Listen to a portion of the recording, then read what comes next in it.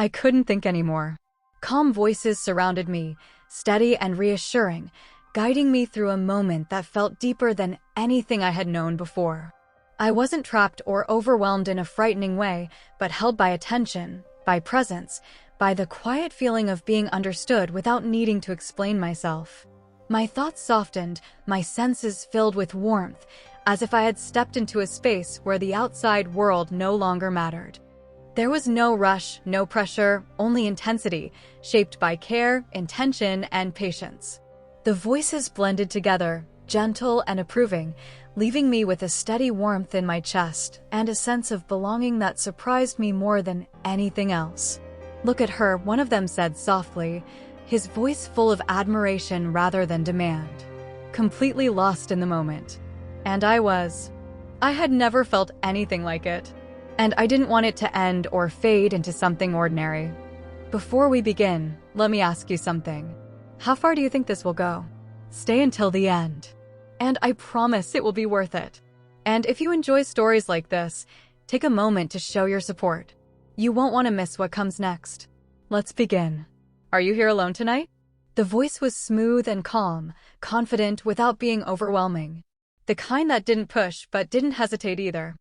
I turned slightly and found him beside me, close enough to feel his presence without feeling crowded or uncomfortable. He carried the faint scent of coffee and something clean and familiar, like a place you've visited before in a dream. He was older, composed, well-dressed, with an easy confidence that felt grounding rather than intimidating. I had noticed him when I walked in, and somehow it felt natural that he was speaking to me now, as if this moment had been waiting. I glanced at him over my glass. "Not anymore," I replied lightly, surprising myself with how calm my voice sounded. He smiled, clearly amused, as if he appreciated the answer more than he expected. "That's a shame," he said, nodding toward my empty glass.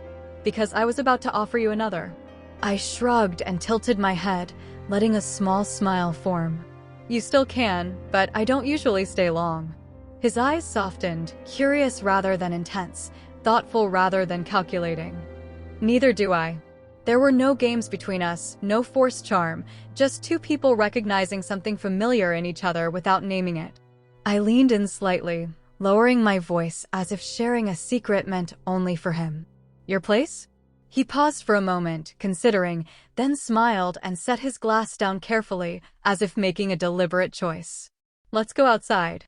The night air was cool and quiet, the kind of calm that makes footsteps sound louder than thoughts. We walked together without rushing, comfortable in the shared silence, occasionally exchanging small smiles that said more than words could. At his apartment, the door closed gently behind us, not with urgency, but with intention.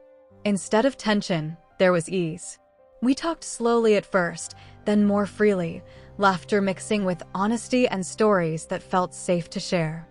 Jackets were set aside, shoes left by the door, and by the time we reached the living room, I felt lighter, calmer, like I could finally breathe without thinking about it. We sat on the couch, close but respectful, sharing memories, opinions, and quiet moments, learning each other's rhythms through words alone. I felt warmth settle in my chest, not from touch, but from connection and being heard. When the night grew quiet, we rested there, listening to the distant sounds of the city. The silence comfortable rather than awkward, filled with unspoken understanding. Morning light filled the room softly, creeping in through the curtains and pale lines. I woke feeling peaceful, surprised by how comfortable and grounded I felt in a place that had been unfamiliar hours before. I slipped up quietly, planning to leave without disturbing him. But the smell of fresh coffee stopped me. He stood in the kitchen, already awake, 2 mugs waiting on the counter, as if he had expected me to appear. "You were going to leave without saying goodbye?" he asked gently, his tone playful rather than accusing.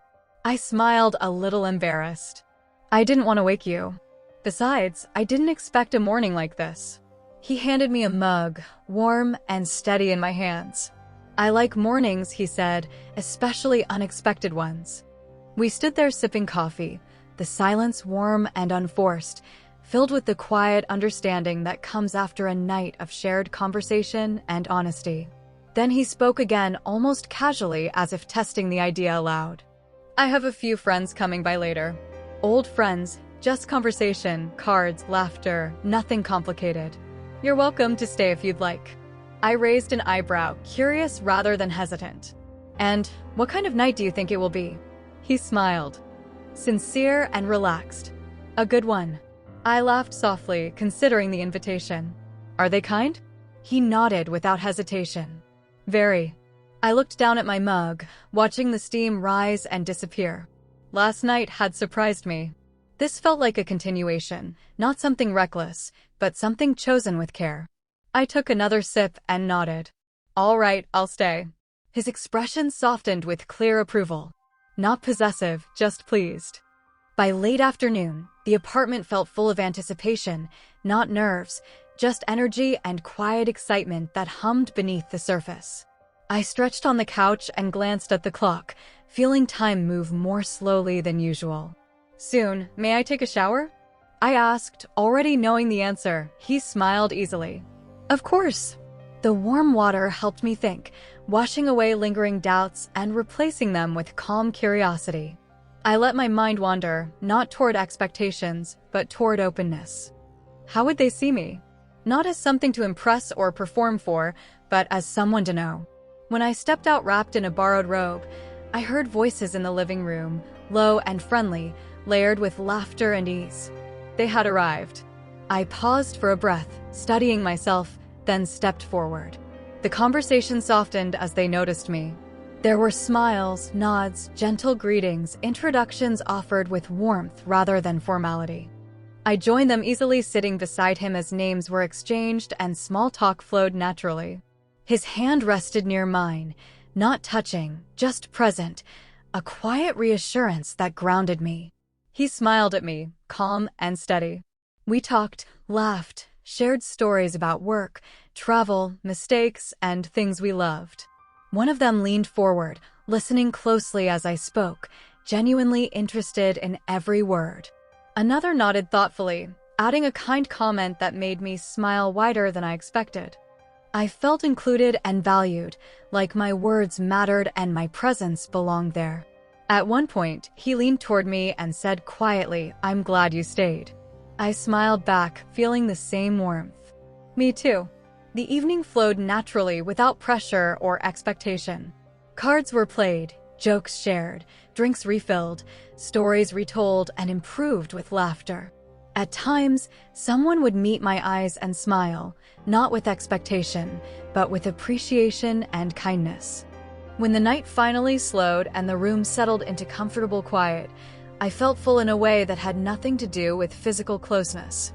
It was connection, shared warmth, and mutual respect that lingered long after the laughter faded.